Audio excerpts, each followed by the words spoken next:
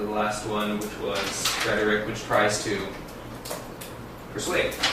Now, based on this, we see that this is like a study of tarantulas published in a science magazine. Which of the three do you think is going to try to do? Probably going to be expository, something kind of explaining, right? So that's one hint that steers us in the right direction. We saw another clue. It mentioned tarantulas. Are there any answers that don't involve tarantulas specifically? Spider behavior. Yeah, so A is going to be too general probably because it's not focusing on the particular spider mentioned. Challenge. It's not. Challenge sounds very argumentative, so that's probably not right. So what about D? Because you're not discussing the physical, like they're not adapting. It's not saying it's unique. It's just. Right, actually, we don't know the unique. Take a look at, like, this is something that maybe we need more sort of evidence, but take a look at a line like 20, for example. Can you read from there? But all spiders, and especially hairy ones, that would discriminate the kid sense. Okay, so this would be an example right there, right? This is something that's unique about tarantulas? No, it's all of them, right? So it's not really, they don't really care whether it's unique or not. The focus is just really on them and how they respond to, like, I guess, predators or other sort of physical or social stimuli. Are we okay with that? Okay, so what other questions do we need to have answered right now? 27, 29, we'll go with 27 first. Alright, so, Taryn, you're answering the question, can you read for us? The author's attitude toward tarantulas would best be described as one of... Okay, first of all, do we know what all of our answers mean? For what? 27. Okay, yeah, so we're on 27 right now. Some of us forgot what ambivalence means. What does it mean? Unclear. Nope, you're thinking ambiguous or ambiguity. Friendly. That's also ambiguous or ambiguity. Ambivalence means not what? Maybe? I don't know. Nope, Friendly. not related to friendly actually. I think you're thinking like animosity or something, or maybe like. Alright, ambivalence means not caring. Sort of like indifference, not caring. Alright, so there's a few things that make this sort of difficult to be. Alright, so first of all, marked ambivalence. What does marked mean? And yes, it's pronounced marked actually, like as an adjective, but it means like extreme. So because the ambivalence means sort of like not really caring, really, or being indifferent, it's weird that that would be extreme anyways. So the answer itself doesn't really quite make sense. But also, broadly speaking, is the author going to write about a subject that he's not interested in? Probably not. Right? So again, that kind of question is never, that kind of answer is never likely to be correct. Can we see why objective appreciation is our answer? Maybe. It's not curiosity. Well, curiosity is maybe kind of he already knows. All right, maybe curiosity would be all right though. But if curiosity is fine, reluctant is definitely not. What does reluctant mean?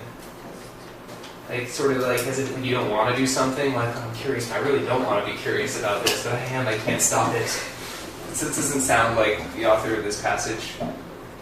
Do we need to go over anything else in that question? He doesn't work because he's nervous. Yeah, he can say fascination, maybe it's extreme, but maybe it's okay, but nervous is definitely wrong. So again, remember we saw the rule of thirds in our last strategy book? Do you remember what that means? Yeah, so what was the purpose of breaking it into thirds? To check if each part is right. To check if each part of it's right. Now the rule of thirds doesn't work very well for like answers like this. Why not?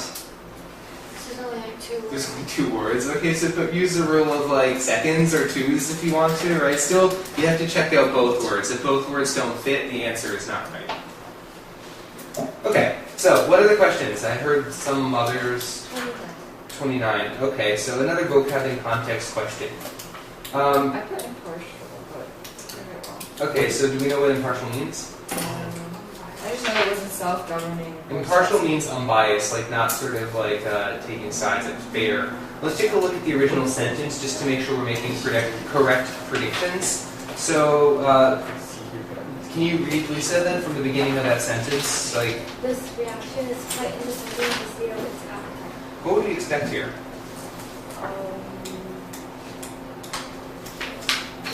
So we see that there's some sort of sudden jump that occurs, but... Reaction of the appetite has nothing to do with it. Exactly. Alright, so we're predicting the right thing, it just becomes like a vocab question then.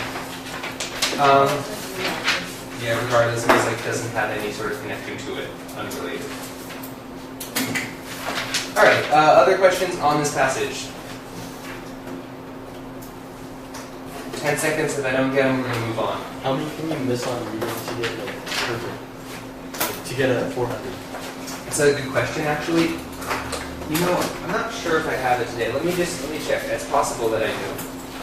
If I don't have it now, I will bring it tomorrow.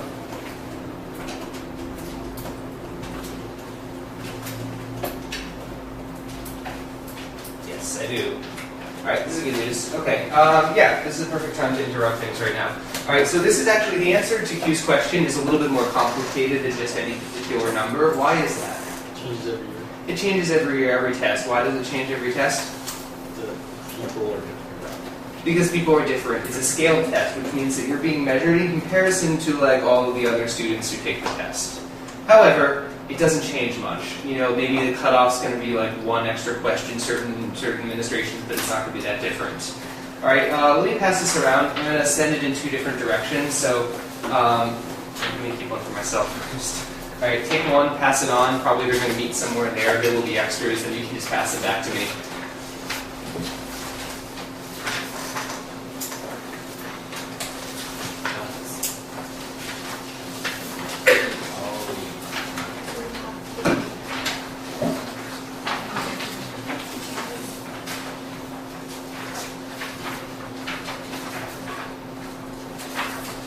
Alright, so we got some extras up here. Good. Don't get too long.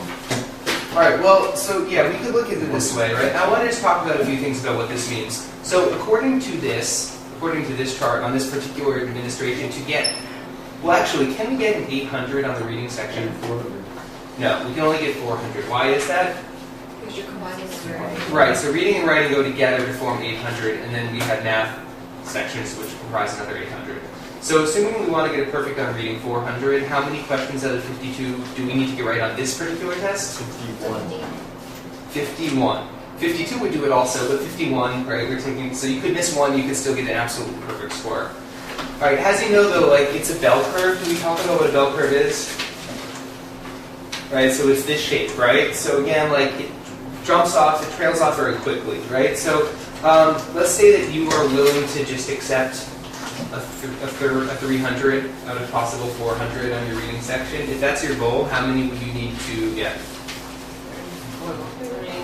34. So you can miss 18 questions, which is actually quite a few, and still get a 300. Alright, now to combine this, another way of looking at this chart or thinking about this is like your total score. Because usually you think about like what you want in terms of like the 800 scale. So let's say that you're aiming to get a 700. Right, your goal is to get a 700. Maybe you're really good at math. You're going to get a 1500 total, 800 on the math, and your goal is to get a 700 on like your like verbal skills section. If that is the case, and you got you missed 6 questions on the writing section, how many do you need to get on reading? It's kind of a math problem right here. All right, you're aiming to get a 700. You missed 6 questions on your writing test. What do you need to get on reading? How do we get that? Right. So we missed 6 questions on our writing, which means how many questions did we get right for writing?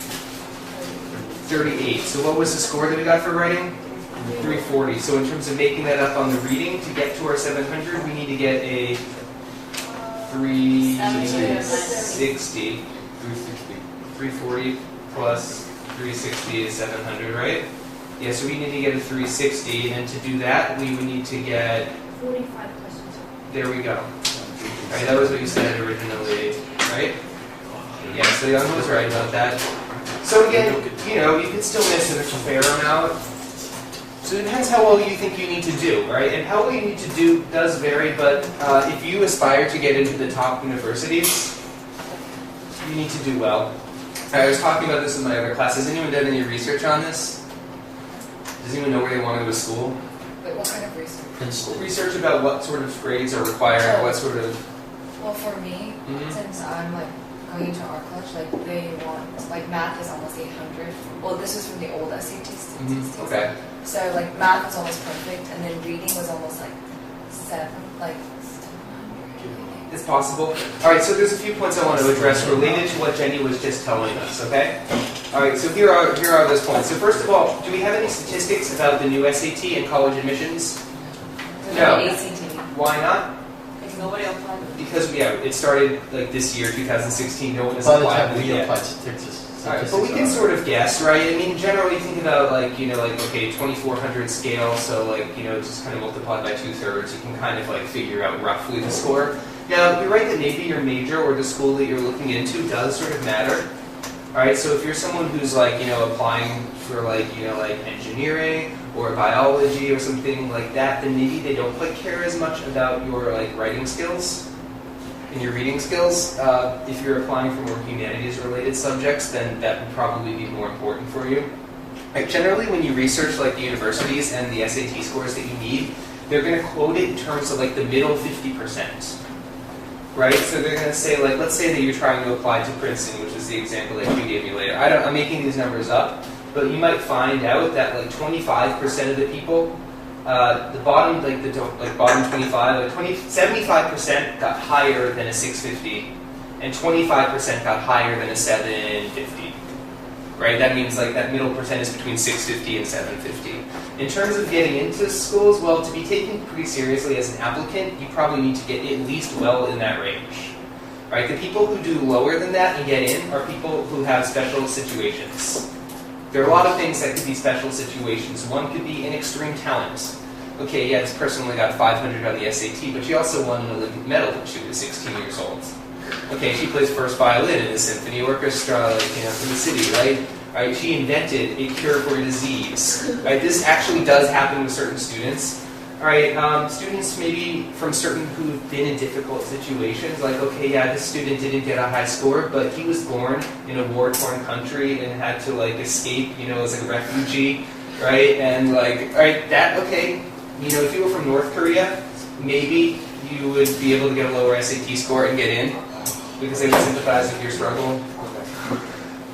Being an international student, if you are a U.S. citizen, right, that is a slight advantage.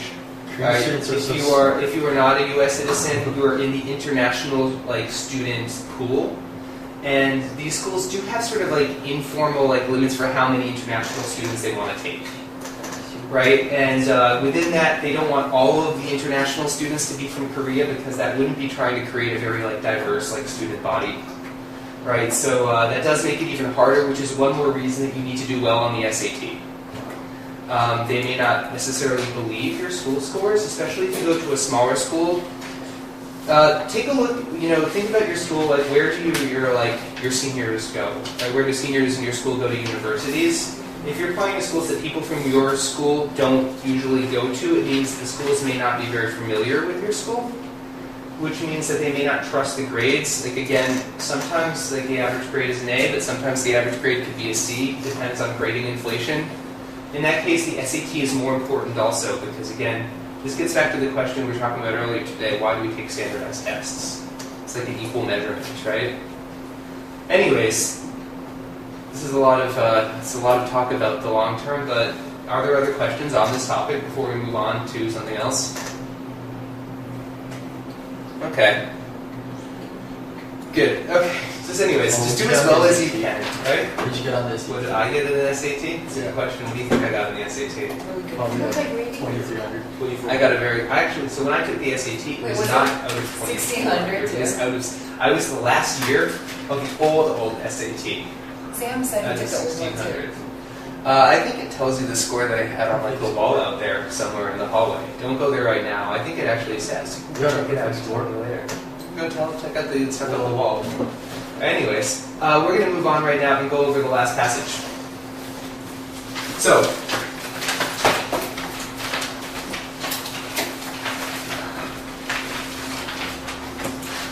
not the last passage, actually. We have a few passages left, or two.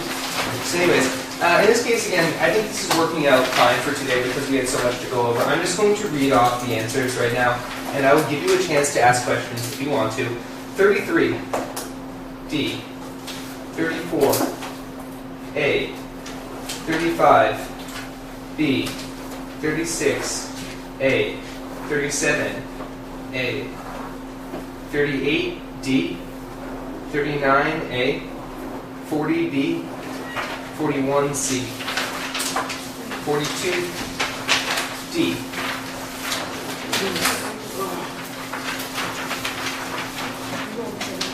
Alright, so question time. Again, if I get questions, I answer them. If I don't, they move on.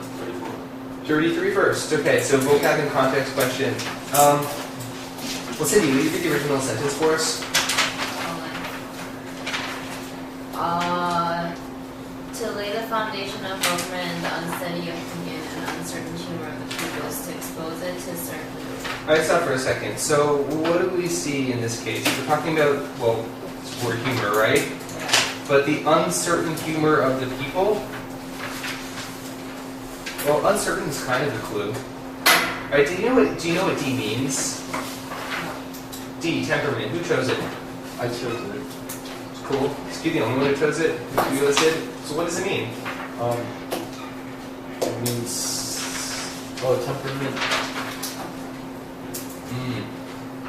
Temperament is like sort of like mood. Right? So the uncertain mood, like, or mood or sort of like, personality, right? So again, suggesting that, people can change their minds quickly, right? So maybe they're not like fits with uncertain, they're not maybe going to be reliable. You see how that kind of makes sense in context? Do we need to go over other answer choices and explain why they're wrong? Oh, it's never, on these types of questions, the actual answer is never like the direct meaning of the word, right? Not never, because remember that's also never is another thing that we should be careful Or most of the time. Yeah, most of the time it's not. Right, what does wit mean? Jenny asked the question, what does wit mean?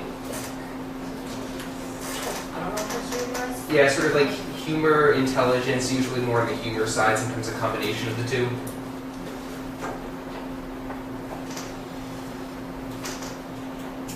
Other questions? 34. Great. So you want to read that for us, the question? According to law? According to law, which of the following will not occur as a result of basing government on the will of people? Okay, so first of all, this question is a little bit of a difficult one for us to like pick apart. We see a not. Right, we're looking for something that will not occur as a result of basing government being the will of the people, but actually this kind of relates to the main idea. Yeah? Okay, I said B because in line 9 it says people are not so easily brought out of their old forms as some are apt to suggest. Now stop for a second. I know where you're looking. Alright, first I want to point out one broad thing. Looking at just our answer choices quickly, we know the answer choice has to be either A or B. Why do we know that? Because they're contradictory, right? So like, there's no way that they can both be right. So one of those has to be our answer. It's usually not the case that they do this, but I think that in this case we kind of lucked out. There's a shortcut. Alright, now it's asking us according to Locke. Is it going to talk about Locke in this passage? No, because he wrote it. Okay, so we're looking for his view. Now this first paragraph, is this his view at the beginning? No, and we look at this, our first line, Cindy. Read the first line. It will be said that. It will be said that. Blah, blah, blah. This is like sort of the conventional view. However, if we take a look further on, we get his answer, line like 8. To this I answer quite the contrary. Now actually you were reading there though, I think, right? You were telling me about this line, people were not so easily. Yeah. Alright, but that actually is sort of like a good thing, right? So people not so easily got out of their forms as some are apt to suggest, and he's basically saying they're not temperamental, they don't change their minds all the time. Right? And in fact, he goes on to kind of say that, the people do sort of consider their conventions. Right? We can also sort of get this from the idea of like the passage, right? What does it tell us in the context? Civil government? What is a civil government? Who are civilians? The Or citizens. We're It's talking like democracy. yeah, so civil government kind of implies rule by the people. Right? And we see that this had a profound effect on the framers of the U.S. Declaration of Independence. What did they want? Government by a king. What's the U.S. Revolutionary War about? Independence from a king and sort of, again, government by the people, right? So again, these are also clues that tell us that probably he thinks that governments by the people are okay. And so our answer is A again. He doesn't think that governments are going to be unstable because he doesn't think that people are like sort of like He doesn't think that people are inherently unstable. He thinks that they have the ability to govern themselves. Cindy, is that like okay or kind of not really? Yeah, it's okay. I think it will click. All right. So what I would recommend actually in this case, take another look at it after class, and if you're still like not happy with this answer, ask me about it tomorrow. I'll be happy to return to it then. Okay.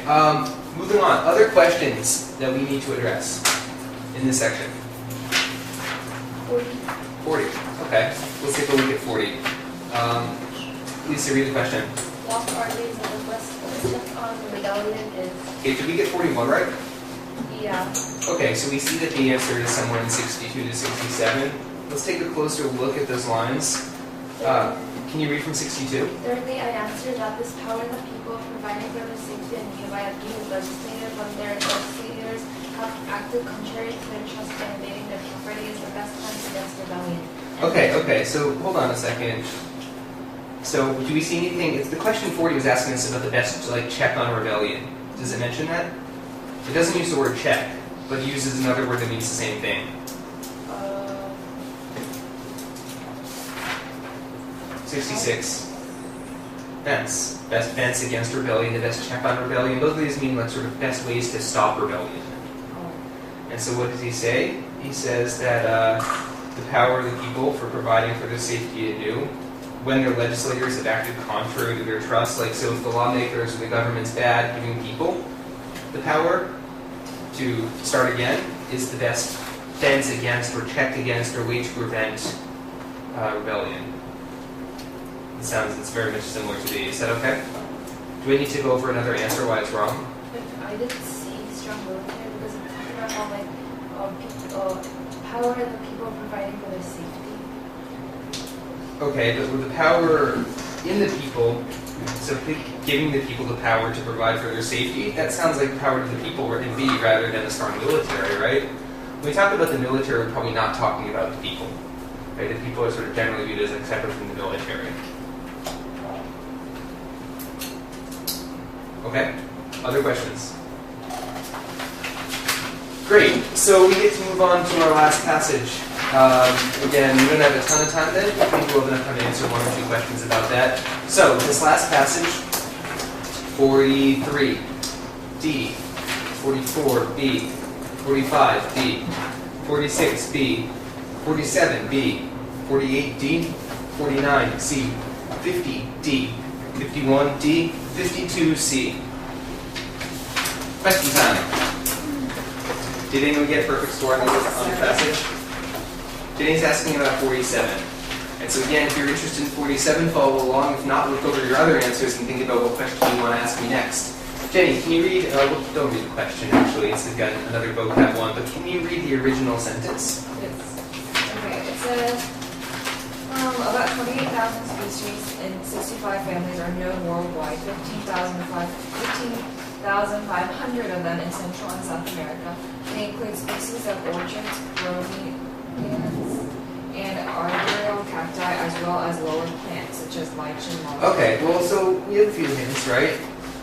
Yes. We're talking about this, all these types of plants, basically, right? And we see they include orchids, bromeliads, all these other types, Right. as well as lower plants. Right. Well, I crossed out A and D because below average is kind of like a first definition of lower, I guess, and then more sparse, that has nothing to do with plants, I guess. So I crossed out A and D, and I was down to B and C. who else got 47 wrong? 47, I said B. I said C. C. How many people said C? Most of the class said C. I think this might have actually been a mistaken answer to B again. I have to take a look at it to be absolutely sure, No, it's but B. I'll back for the B. Because lower can also mean, since you're talking about lichens, mosses, and well, no, because if you and also taking a look at the diagram that we have, they're also small. lower, upper versus No, I'm pretty sure it's B. we're pretty sure it's B. Yeah. So you're gonna look over this? Because it's saying, it gives you examples of orchids, bromeliads, and whatever, arboreal cacti. And then lower plants, right? Lichens, mosses, and ferns. Primitive? Yeah, they're more primitive, right? Well, maybe they're more primitive, but looking at our passage, right, what does this seem to be talking about? It's dividing the canopy into, or it's not the canopy. dividing the size of It's things. dividing the rainforest into layers, and those layers are based on height. Yeah, so lower. So yeah, lower, upper, it's got to be related to tallness. So less tall would have work, right? Yeah, so less tall is our answer. Right? This is actually a mistake in your answer key, so I'm sorry for saying that to you. I'm glad we clarified. Thank you for bringing it up. Yes. For 48, Uh-huh. I did B. 48B, so do we need to justify why B is wrong or why D is right? Why B is wrong? Because on line 42, Okay, line 42. it says that the deposits are the product of organic diversity that leads from epiphytes and other plants that lodges among epiphyte roots. And then after that, it said how water is directly available to epiphytes only when it rains. And then they develop features later. Well, yeah, but there's definitely strong support that we have. Definitely strong support for answer D. Alright, so like answer D we can see in line 35. Can you read from there? Yet they are non-parasitic. Yes, they are non-parasitic. Their hosts provide them with nothing more than a favorable position in the brightly lighted plant. Alright, so we're in the Canopinic, and 45 is even stronger support. When it waters directly. Water is directly available to epiphytes only when it rains. Other plants have Alright, so again, like we see that they're in the canopy and they only get water when they rain. That's very strong support for B. So as for why B is wrong, it may be true about the dead leaves and other organic debris, but I don't think that's explaining why what's the question asking us for? Why they have direct access to water only when it rains. Right, exactly, and that's not explaining that part. Again, because their roots are not all the way on the bottom, their roots are up in the top, because that's like where they are. Right, so the fact that they lack the ground connection, it doesn't really, that's not the, so even if it's in the passage, it's not really answering the question. Alright, actually, I don't know if there might have been other questions left, but we need to stop for now because we're out of time. However, I will give you a chance to ask about any questions